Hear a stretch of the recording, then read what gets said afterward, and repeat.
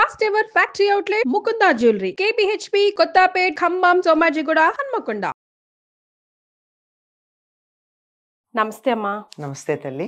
Comment box లో కొన్ని ప్రశ్నలు మీ వీడియోస్ కింద సేకరించి పెట్టారనమాట.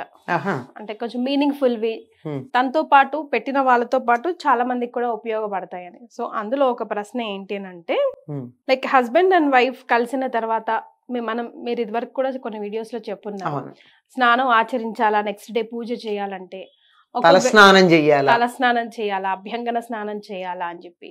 ఆ తర్వాత జనరల్ గా కూడా నైటే కాకపోయినా డేలో ఎప్పుడైనా హస్బెండ్ అండ్ వైఫ్ కలిస్తే కనుక ఆ తర్వాత కూడా స్నానం చేయాలా, ఆ తర్వాత తన ఏదైనా మంత్రం కానీ లేదంటే ఏదైనా శ్లోకాలు కానీ దైవానికి అసలు పగలు కలవడం అనేది సరైన పద్ధతి కాదు. ఆధ్యాత్మికంగా పాల్గొనవచ్చు. ఆధ్యాత్మికంగా కాదు, అసలు మామూలు లెక్కగా ప్రకారంగా కూడా ఏ రకంగా చూసినా అది తగినటువంటి పద్ధతి కాదు. ఓకే, నాట్ టెక్నికల్ గా, అసలు ఐ మీన్ సైంటిఫికల్ గా కాదు, ఎట్లా కూడా కాదు, ఇట్స్ నాట్ కరెక్ట్.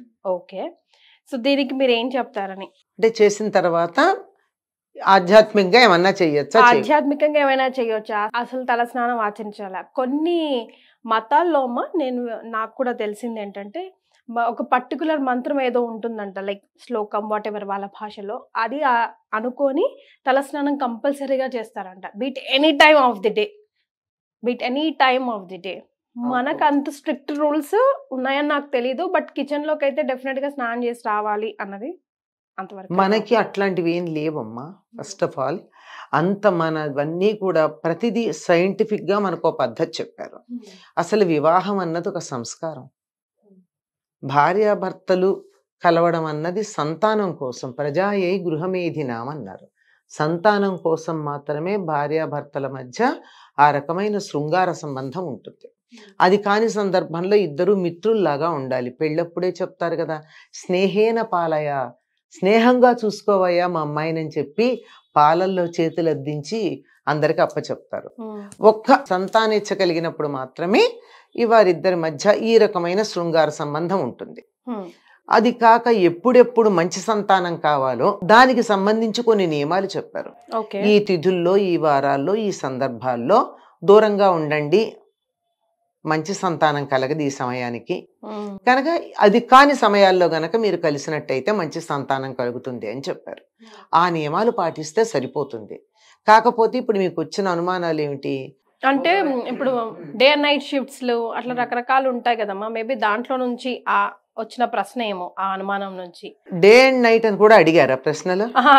అదే డే అండ్ నైట్ అని క్లియర్ గా అడిగి, ఆ తర్వాత కూడా ఒకవేళ ఇఫ్ ఎట్ ఆల్ ఆ తర్వాత తన ఏమైనా దైవ కార్యక్రమంలో పాల్గొనొచ్చా, ఏదైనా శ్లోకాలు అనుకోవచ్చా, దానికి ఏమైనా తప్పుందా? శ్లోకాలు అనుకోవడానికి ఏమీ తప్పు లేదమ్మా.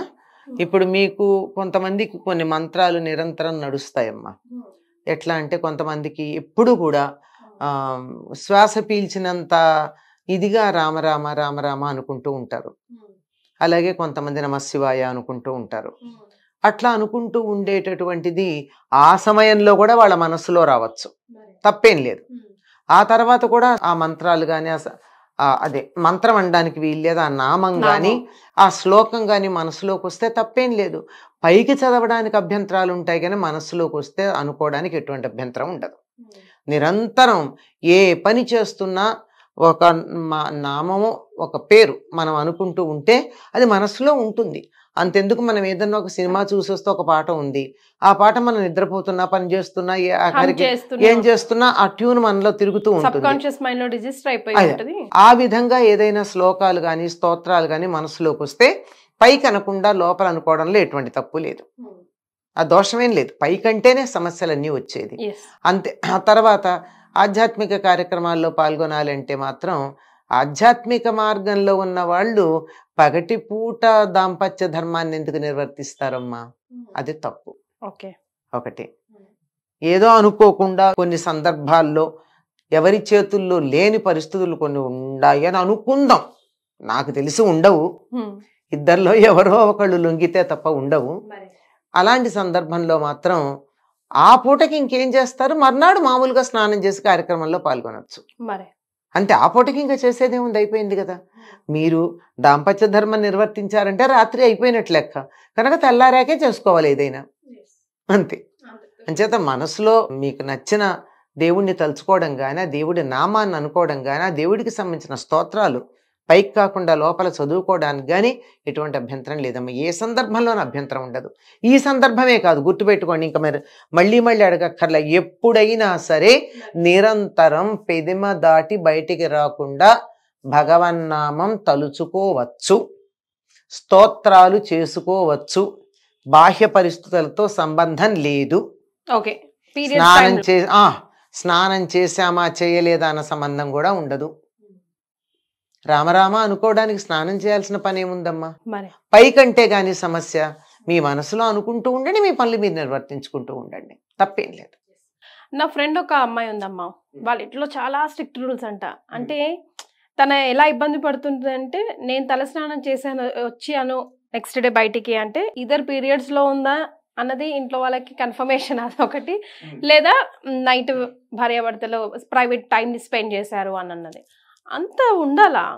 అసలు భార్యాభర్తలు కలిసిన తర్వాత అమ్మాయి తలస్నానం చేయాల్సిన పని లేదని చెప్తున్నాయమ్మా శాస్త్రాలు. అది తప్పు పని కాదు కదమ్మా. అక్రమ సంబంధాలు అయితే తప్పు పని, కానీ సక్రమ సంబంధాలు అందరి చేత, పెద్దల చేత, శాస్త్రం చేత అంగీకరించబడిన సంబంధంలో తప్పేముంది? వివాహం చేసినప్పుడే అందులో తెలుస్తోంది కదా, వారిద్దరూ సంతానం కోసం వివాహం చేసుకున్నారు. సంతానం కావాలి అంటే ఏం చేయాలో తెలియని వాళ్ళు ఎవరున్నారు కదా. కనుక అది తప్పు పని ఎట్లా అవుతుంది? ఆ దానికి ఉన్న పవిత్రతని మనం ఉంచినంత కాలం, పవిత్రతని కాపాడుకున్నంత కాలం అది తప్పు పని కాదు. అందువల్ల దానికి తప్పనిసరిగా తలస్నానం చెయ్యాలి అని నియమం లేదు. కానీ పురుషులు మాత్రం చేస్తారమ్మా. పురుషులు మాత్రం చెయ్యాలి. కనీసం ఒంటి మీద నీళ్లు పోసుకోవాలని చెప్తారు. అంటే ఇంట్లో రోజు నిత్యం, ఆ తర్వాత కూడా రోజు దీపారాధన వాళ్ళే చేయాలి కాబట్టి వాళ్ళే చేయాలి. పైగా ఒకవేళ ఆడవాళ్ళు చేయాల్సి వచ్చినా తలస్నానం చేయాల్సిన పని లేదు. మగవాళ్ళు మాత్రం నిత్యం చెయ్యాలని మనకు శాస్త్రం చెప్తోంది. కానీ వాళ్ళు ఏం పాటించరు. కానీ ఆడవాళ్ళు ఏం చేయాలో మనం రోజు చెప్పుకుంటాం కదా. వాళ్ళు ఏం చేయాలో ఎందుకు చెప్పము? అంచేత ఏమవుతోందంటే ఒక పార్టే మనం ఒకదాని గురించి ఎక్కువ హైలైట్ చేస్తున్నాం తప్ప రెండో దాని గురించి కూడా చెప్పుకున్నప్పుడు సమగ్రమైన అవగాహన ఉంటుందమ్మా. అక్రమ సంబంధం కానంత కాలం దోషం కాదు. మంచి సంతానం కావాలంటే మాత్రం నిషిద్ధ సమయాల్లో భార్యాభర్తలు దూరంగా ఉండడం మంచిది. చేత ఆ సమయంలో దైవం గుర్తొస్తే మరీ మంచిది. దైవభావన కలిగినటువంటి సంతానం కలుగుతుంది. స్తోత్రాలు మనసులో అనుకున్నంత మాత్రాన మనకి పాపం ఏమీ రాదు. ఆ భావన కాబోయే సంతానానికి కూడా కలిగేటటువంటి అవకాశం ఉంటుంది. కనుక అటువంటి దోషం ఏమీ లేదమ్మా. Right. Thank you so much అమ్మా. నమస్తే అమ్మా.